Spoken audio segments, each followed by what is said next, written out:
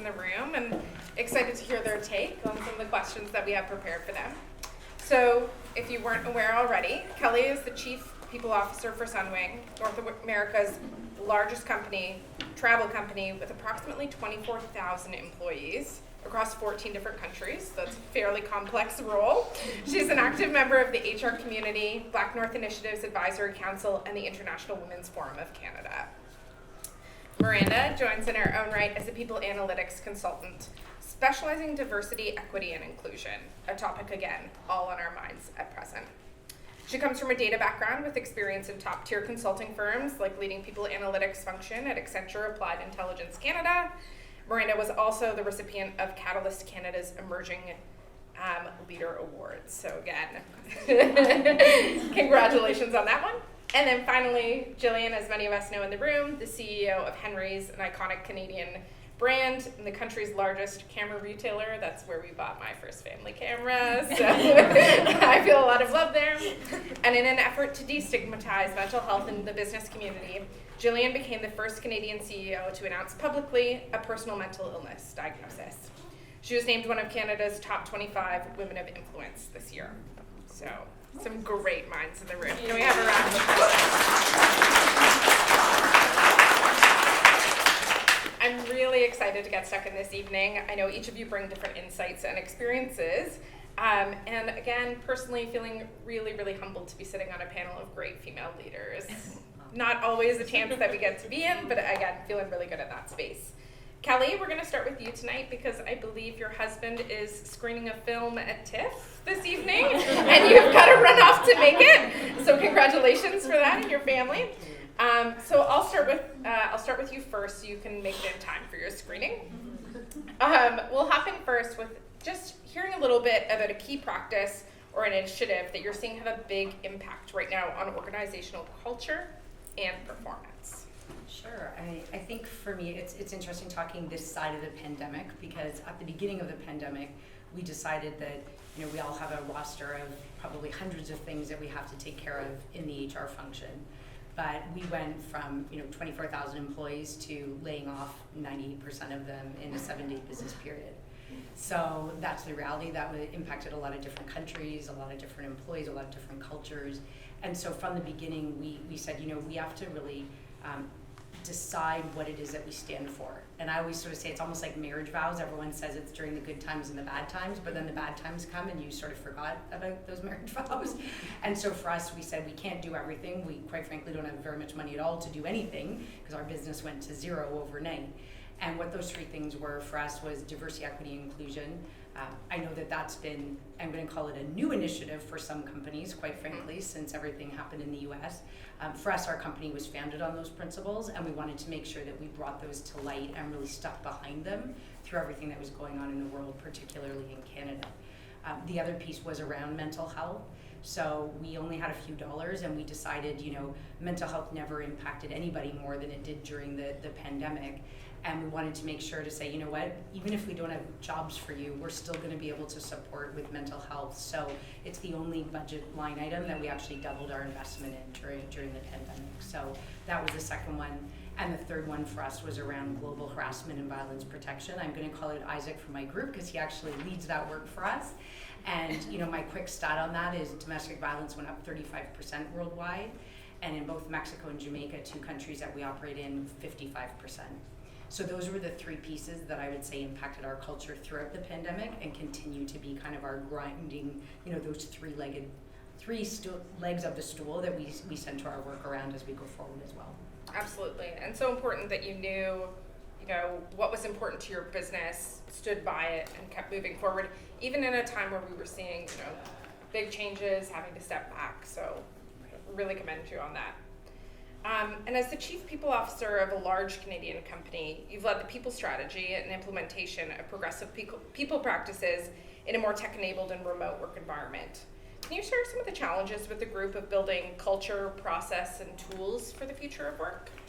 I know we're all starting to get a little bit tired of talking about hybrid work, but I would say, unfortunately to me, the biggest challenge is old-fashioned leaders and thinkers.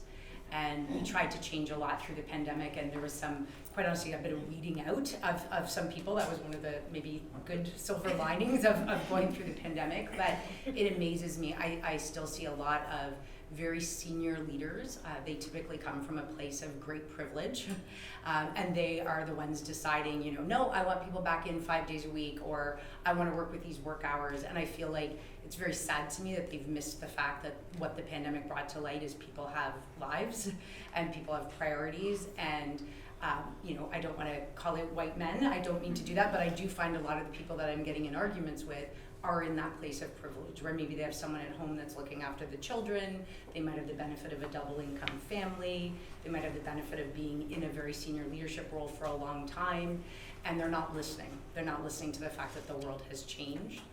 So I think that's one really big challenge. I think the other challenge is those of us that have finally, we've fought for a long time in our careers to get to a place where we can balance it all. We're working so darn hard to hold on to it that we're killing ourselves, quite honestly. I'm going to speak from personal. I'm so grateful to be able to work from home that I'm working till 11 o'clock at night, and I feel like I have to answer my phone at all hours, like I'm here, I'm not at the gym, I'm not at the spa. And it makes me sad because I'm in a senior enough role that, I know I don't have to do that, but I struggle to think about some of my more junior employees that feel they need to just be on all the time. And I think we're missing the point of tying into mental health, and like the whole point is it's supposed to be a new world and a new day. So I think to me those are the two biggest challenges that we're stuck on right now. Yeah, that's really interesting to hear that. We've seen that at Xero as well. We actually got the whole company together on one asynchronous call to say, hey, you don't have to answer your Slack message 15 minutes after it comes to you. And there was just a collective sigh of relief in the room. Absolutely, you can burn yourself out that way quite easily. And again, I think a lot of us in the room can relate to those senior leaders that we're slowly bringing over across the line one by one. They'll get there. And in leading the people function of an airline, you've needed to adapt quickly. You talked a little bit about that over the past few years to ensure that you're bringing your employees along with the changes. What have you learned about building a culture of agility, in particular, in a sustainable manner that's going to focus around that well-being of the individual and of the organization at the same time? Can you talk a little bit to that? Yeah, I mean, I think to me it starts very much with the leaders, and I think, setting up for what the people leaders of tomorrow look like. And I think it's been really interesting that people that were maybe an A+ or a top right-hand box of the 9-box succession that we all know before the pandemic are not necessarily on the other side of the pandemic. So I think back to my analogy to marriage vows, when you put people through the test of the really tough times, not everybody rises to the challenge. And on the positive side, so there's some dark stars in the corner that rise up and you're like, wow, like, oh my gosh, you can lead during tough times. Like, this is super, super interesting and incredible. So I think it starts with the leaders, and I think, quite frankly, in today's world, like, employers aren't in the driver's seat. Employees are in the driver's seat, and they don't care about your bottom line if you don't care about them. And I honestly, I'm going to say that's even at a senior level. Like, sure, everyone would like a bonus and they care that the company's doing well, but if you don't care about my mental health or the fact that I just lost someone in my family, or I'm struggling, or I'm not okay, I don't really care that much about your bottom line. And I think leaders have to learn how to show that, and not just during the pandemic, during the good times too, right? Are we listening? Are we asking the right questions? So I think to be agile, leaders had to learn how to pivot. Sometimes there's 300% in 5 days, right? So I think it's a new skill set, and it got developed during a tough time. But what does it look like now as better times come? Because it shouldn't go back to the way that it was.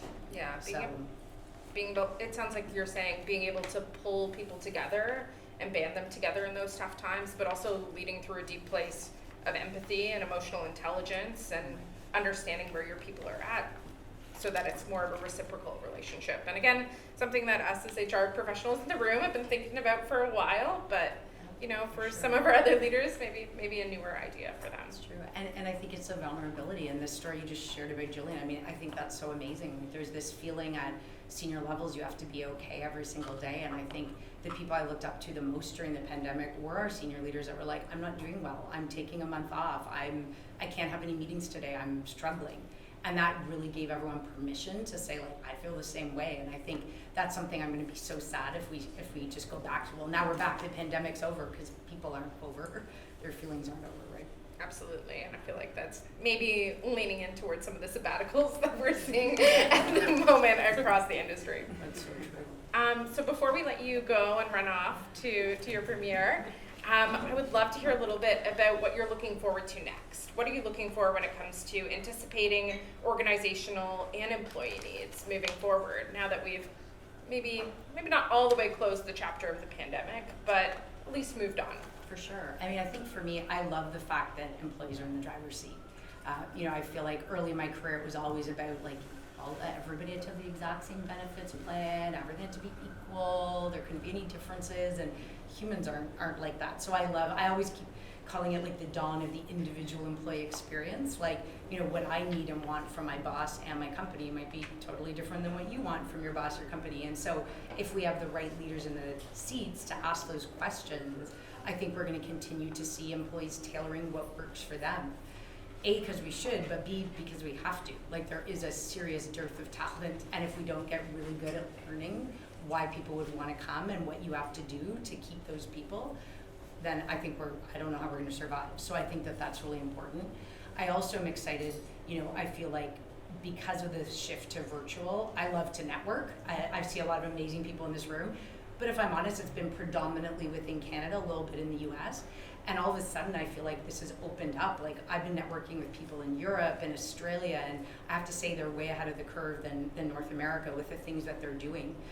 We actually have a partner. They own 49% of our company, and they're a German-based company. And they said that their new CEO, I'm going to stress new, said, my number one strategic priority is to be the best, most flexible employer in Europe. And they were like, that's your strategic? Like, what about your business? And he was like, no, because if I do that, then we get the right talent, and then we're gonna have the business outcomes. And I thought, oh, wow, like that's so refreshing to hear a CEO say that. So I'm really excited to continue to see what our colleagues, all over the world are doing and bring that into what we're doing in Canada. Absolutely, getting more progressive in that space. Again, being New Zealand founded, I very much benefit from the 22 days of paid vacation and 10 paid days for wellness. I can't believe we ever lived without it in my personal life. So true. But for you, about getting really deep in the individualization, meeting people where they're at, and that shift of power, again, giving an opportunity for us to find new ways to engage people and bring them into the table. That's really, really cool. Well, thank you so much for joining us. Let's clap her out while she runs to her event. There's so many great people in this room that I want to network with, but I do need to be there for my husband. So and we'll connect with you on LinkedIn afterwards. Continue really this conversation going at future events as well. And if anybody is a TIFF member, I'm going to throw in there, if you want to vote for Black Ice, that's my husband's film. It's about racism in hockey, and we need your votes. Yes, I love it. Thank you so much for having me. Perfect. Well, thank you so much. So now I'm eager to pass the microphone. Thank you for being patient, listeners. Really excited to pass the virtual microphone over to you. And so let's kick off with Miranda first. I would love to hear a little bit from you about a key practice or initiative that you're seeing having the greatest impact on organizational culture and performance right now as well. So kind of following up. Yeah, so what I often find, especially working with so many clients, is they'll come to us and be like, we want to, have the best culture, or we want to have the best organizational culture. And you're like, cool. Yeah, I think everyone can kind of agree with that. But what I find is that where they lack from a practice perspective is alignment and accountability. And I find organizations that are able to get their senior leadership team aligned on what that actually looks like do the best. So I think everyone in the room can agree you want, a good organizational culture, but how you actually get there is very different, and how you may get there may be very different than how I may get there. So when organizations are able to build that alignment with their strategic leadership team, and it starts at the top, then that action plan becomes much more realistic. And it was alluded to earlier, I believe, when Craig was talking about all of the initiatives around, for example, diversity, equity, and inclusion, and 5 years later, still much has been done. And why is that? Because at the top, they weren't aligning on how to actually do it. They were kind of looking at some of those tick-the-box solutions as opposed to what do we actually need to do to get there. And then the second piece is then once you finally kind of have that alignment, how do you build that culture of accountability? And when organizations are really, really good at looking at HR of not just, HR is asking for something, but let's build in, proper, everyone hates this word, KPIs around how we're going to get to that, right? Let's hold leaders accountable to some of those areas. Then that's when we start to see some of that change. So I think organizations that really, really do that, where they're focused on alignment and accountability, are starting to see much more change and progress in the spaces of driving organizational culture. Absolutely. So how are you going to measure it? What are you actually going to focus on? We all know the things that we should be driving towards, but if we just say, write a policy, that'll turn into great culture, it's not actually happening in our day-to-day workspaces. Exactly. Okay, that makes sense to me. And can you share us a little bit, you've worked for a variety of organizations, and you've used data specifically to leverage and inform the decision-making that you do and the strategic objectives that you've been talking about. I'd love to hear a little bit for HR professionals and leaders. What is data going to tell us about inclusion and connection in particular in today's workplace? Yeah, everything, I would say. I think if you're trying to launch an inclusion program or a DEI program and you're not using data, it's pretty hard to understand what the root cause is that your organization is, right? My organization is different than your organization, is different than your organization, et cetera, et cetera. We can look at a broad scope of things and saying, we know at a high level these are the challenges, but you need to be able to dive into the root cause and understand what is actually the root cause of the problem. Is there a progression problem within my organization? Is there a professional development problem within my organization, et cetera? And data helps you do that. So organizations that have proper systems in place, HRISs, ATSs, LMSs, all of that fun stuff, that are really looking at, building a robust data set to understand that root cause, and they're consistently analyzing it, right? And saying, am I actually progressing year over year? What does that trend look like year over year? If we're looking at it, DEI is just we're going to do a couple of announcements for Black History Month, and we expect that to be progress. It's just not going to happen, right? Even looking at things like benefits, who's using them, right? Are we really understanding that, or are we just, sending out a benefits program and hoping it will take? So I would say data is the core of that, and I would encourage every organization here to think about how you're using data to drive DEI. Yeah, it's something that we thought about a lot during the pandemic as well. And again, as you're moving in certain directions for diversity and inclusion and spending a lot of money in certain areas of the business, who might you be leaving behind? Who might not be getting an equal seat at the table in that space? And even, Exactly. I think there's so many spaces in Toronto where the first step for us was, hey, let's bring more people. It's a talent problem. Let's recruit more diverse employees. But when you're not looking at the retention, the promotion rates, what mentorship is available, it's just not enough. Exactly, and even when you're thinking about, when I was talking about alignment, I always give this example. Like, imagine going to your CEO and saying, we want to acquire a company. And when they say, why? And you're like, oh no, got a good gut feeling about it. You would be laughed out of the room, right? So we need to think about DEI the same way. If we're trying to drive strategic initiatives around DEI, we need to use data to be able to prove that value. What will the ROI be on doing an initiative like this, right? How are we showing that this will actually increase talent management or retention or whatever that is? So it's so important to have that in your back pocket for that, to be able to drive your objectives. So it's not only just the human right thing to do, but it's also showing, hey, it's also the business right thing to do. It's better for all of us for lots and lots of reasons. It was interesting. I can't remember who mentioned it, but now HR is finally having a seat at the table, which is awesome. Before it was just like, oh, go away, not the HR people again. But the CEO is, looking for HR to start providing that, advice and those thoughts. So when you're now getting that seat at the table, it's important to come with that data to support it. So can you talk us a little bit through how you've helped at Henry's, how you've helped people adapt to this new future of work? Yeah, so future of work was sort of how we framed it in terms of trying to understand what people needed. And so absolutely, like for us, the last 2 years, I think people have worked, my team for sure has worked harder than they have ever before in their careers. And so the idea of using a concept, a term like return to work or even return to the office still just felt like you're implying that whatever everybody was doing before was subpar. And to be honest, I actually would say that our team has been either as productive, if not more productive, than they were before. So, so what we did was we put out an employee survey to understand what everybody needed, what they were looking for, and what were the concerns. And it's really it's really important to listen, right? When you're designing something, you got to understand what your employees need. And what I heard more than anything was, well, if we're coming back to the office, to the physical office, you got to tell me why. Otherwise, like, we're not on board. And running an organization with employees who aren't on board is not an enjoyable experience. And the truth is, I couldn't. There was no good answer.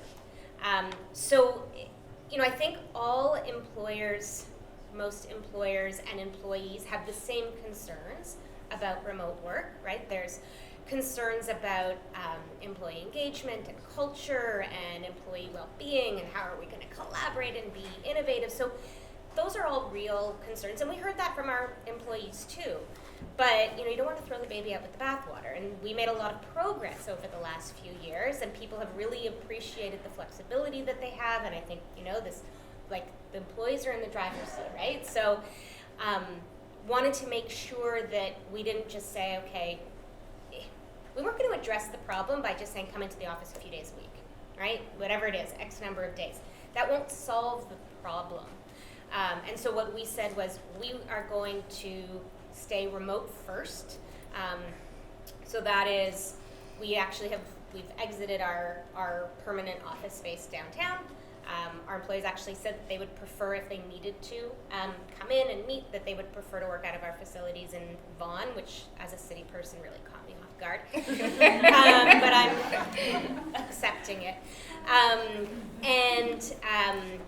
So we've got some hoteling space and we've got boardroom availability, but the expectation is not that you come in a certain number of days, but it's come in when you need to. And so we've started to outline what is the type of work that you need to do together that we would encourage. And so it's brainstorming, strategy, solving complex problems, things like that, maybe it might be a good idea to get together. So it's either based on the type of work or just the general expectation that relationships matter, and I still do believe that building that deep connection in those relationships that are going to help you at work and they're going to help you collaborate and work remote, you still need to have a little bit of in-person to build the deeper connection. So we just have an expectation that while we're remote first, a few times a month, you're likely going to have a reason to see your colleagues. And the reason, it might be specific, like functional work, or it may just be to build that relationship. So it may just be going for lunch, coffee, or like even better, go visit a store together. That's like my favorite thing is when people actually get out. But then that is the purpose, and then that builds the relationships, and then you can continue to be remote.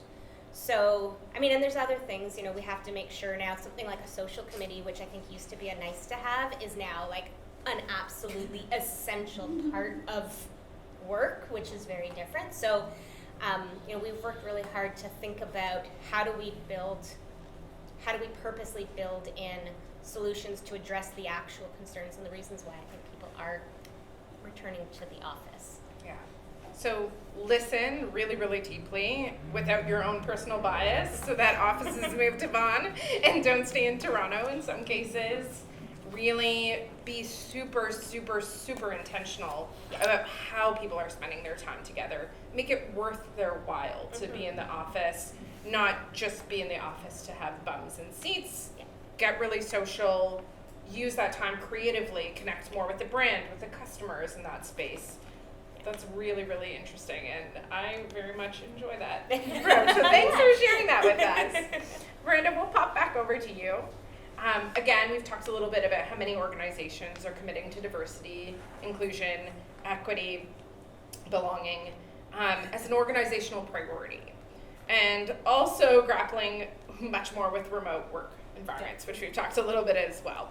So how can organizations approach these challenges and objectives with that evidence in those spaces? So both remote and taking care of that inclusion piece as well. Yeah, I mean, I don't think you need to be in person to have a diverse, equitable, and inclusive workplace, right? I think it's the same way as you would, start up a new, process or policy within the organization, which is what working remotely is essentially. How are you making sure that it's equitable? So, people can choose, or you're understanding their needs as you've done, right? I don't think it needs to be this separate thing where an organization is going to say, no, we're not in the office, so how do we know if we're checking in with maybe people of color? Right? That's a weird thing to think, right? So I think the same way you would maybe launch, let's say I'm going to use professional development program, and you have, different criteria around a professional development program. Build in that criteria around a work from home place. What are the processes? What are the policies? What are the outcomes that you're expecting? How do you use data to ensure that it's working and that it's successful? I think when you're thinking about the concept of diversity, equity, and inclusion, we need to think about it on an institutional level as opposed to an individual level. So when you think about it on an institutional level, those are your processes, policies, and practices, right? That you're looking at and ensuring those are equitable. And then that applies to everything else in the way that you do business. Absolutely. And again, with the change to a remote world, there might be unexpected consequences in that space where we're able to invite different people to the table, that they can show up in different ways. We saw for parents during the pandemic. Exactly. And we saw, again, with so many of the social issues that were coming up across Canada and the US, sometimes people felt safer and more comfortable or able to be themselves, better well-being at home as well. Yeah, exactly. You're allowing for flexibility, understanding that people are people and not machines, and, they're not there to just work their entire lives and do just that, right? It's understanding what those needs are and giving them that flexibility. So like Gillian and her team's done, if you need to come in, great, here's a space for you if that's what you need and that's what you want. But if you don't want that or don't need, here are other options as well. And the main goal is that we're allowing to create a space where you can be the most productive person and you can be your authentic self and bring your whole self to work, whether you're in person or at home. I love that you pulled that out because I think Kelly spoke to that as well. It's really this customization, individualization, meeting people where they're at. Flexibility is kind of king or queen in this space. Exactly. Yeah. Exactly. Yeah. Yeah. I don't know about you guys, but I never like to be told what to do. Right? I hated that working. It's oh, you have to do this today. Why? Why do I have to do that? So, if you wouldn't like it, your employee probably also would hate it. So have that lens and, demonstrate empathy and understand, why does someone maybe not want to come into the office on a Friday, right? I don't. Yeah, right? So. Absolutely, or on a Monday morning. Yeah, as exactly. well. Yeah, absolutely. I love that. I really do. Well, let's pop over to Gillian. You lead a fourth generational family business that's really, really committed to supporting mental health, which I personally love as someone with an anxiety diagnosis. I was cheering for you. So not only are you the CEO of an iconic retail organization, but you're also a role model. You really are. As first CEO to announce that you had mental illness and share that with the community, which I'm sure was a very scary personal decision to make. So what have you seen as important for HR in the space of supporting professionals and leaders about mental health and well-being as a way to continuing that inclusive conversation and inclusive culture? So thank you, and I thank you for being open, actually, because I would say, I think two things that I would ask that, to take away is the number one is to talk about it. And so we think that we talk about mental health and that there isn't stigma or there's less stigma now, and for sure in the business community, it is significant. There was a study that RBC was conducted on behalf of RBC, and they looked at working Canadians talking about mental health, and it was 75% of employees said that they would absolutely that they would refuse to disclose any sort of mental health challenges that they were having with their either coworkers or with their employers. Obviously, their stigma, they're concerned about how people are going to react, and obviously potential negative consequences, losing their job, all of those things. But then you've got 75% of respondents who actually said that they would be perfectly happy and would be supportive of a coworker who had a mental health issue. And so there's this huge gap between what we say and what people are actually feeling. And I think the thing is that unless you talk about it, unless you're open, and this is where I think, so for anybody who is either a leader or has influence with the leaders, is leaders need to set an example. You have to set the tone if you want to create a psychologically safe environment, and that's really the key. Like, people have to feel comfortable. And so, you can have lots of great benefits. You can have lots of, lunch and learns and all of those things, but nobody's going to really take advantage of any of them if they don't feel safe. So it's really important is to be your authentic self, to show who you are, to be vulnerable, and in today's world, that's the kind of leader that people trust and want to be. So, just say from my own personal experience, I was scared out of my mind when I decided to do it, and it was actually the most positive, rewarding experience. So it is something that can actually be not just it can be this sort of self-fulfilling prophecy. The other thing is people need education. So your organizations are not staffed with psychologists and social workers. So in order to have those conversations, they need a lot of support. And I think that sometimes we jump maybe a little bit too high in terms of what that education is, or the types of solutions, and we can have yoga and meditation at lunch hour, but I think we just need mental health literacy. So very, very, very basic literacy, so that way we can have those conversations. So for example, there's mental health and there's mental illness. You can have a mental illness and have very, very positive mental health, right? But you can also have, and many of us would have experienced this sort of over the last 2 years, is you can have pretty bad mental health, right? Be in a really bad place, but it doesn't mean you have a mental illness. But people don't know even sort of that those are two distinct things. Or how do you label somebody? So we often talk about and say that somebody is depressed, right? Or they're anxious. But would you ever say that somebody is a heart attack? It doesn't, and so the way we label and the way we define people, and that language is very powerful. And so it's about making sure that everybody understands, again, very, very fundamental mental health language, mental health language, so that way you can have those conversations. And again, I think it's about people like yourself and other leaders, again, as you're saying, with positions of power within their organization, standing up and showing that you can be successful in that space, breaking down some of those barriers. We know that many of us in this room are going to have issues with either mental health or mental illness over our lifetime, and sure enough, every single person in this room knows someone who's working with that right now, even if it's hidden from them. Yeah. So it is such an important space to lean into, and again, being remote and in each other's homes and in the pressure cooker of the pandemic, did you see extra empathy built within that space within your organization?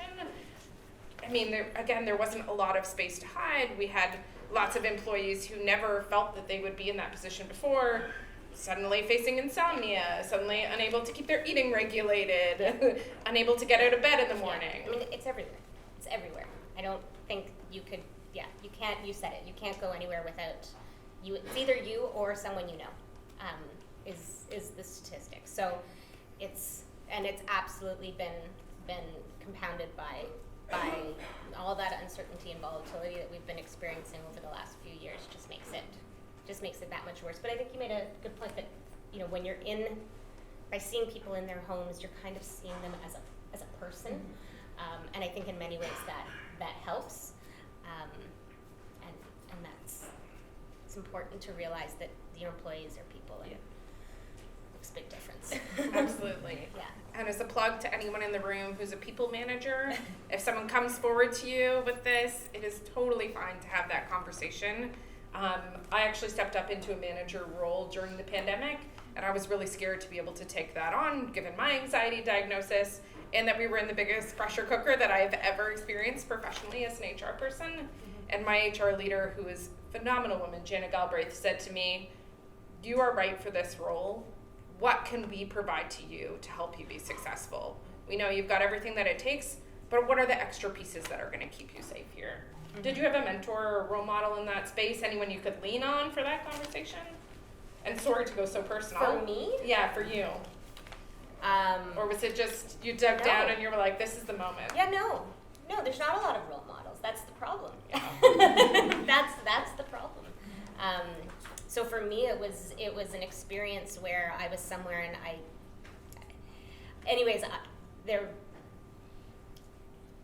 I realized that there just aren't enough people who are open, and for me, I felt I've got a platform, and so if I don't use it, then it's a waste. And so sorry, I wish I had a better answer. No, that's okay. I love between both of you as panelists, though, finding the things that are right and knowing why they're right, but then showing up and bringing them to other people, backing them with data, backing them with the ability to motivate and pull more individuals into our community to show up in their kind of best way at work.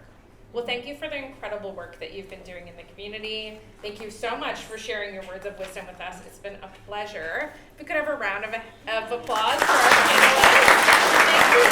Thank you.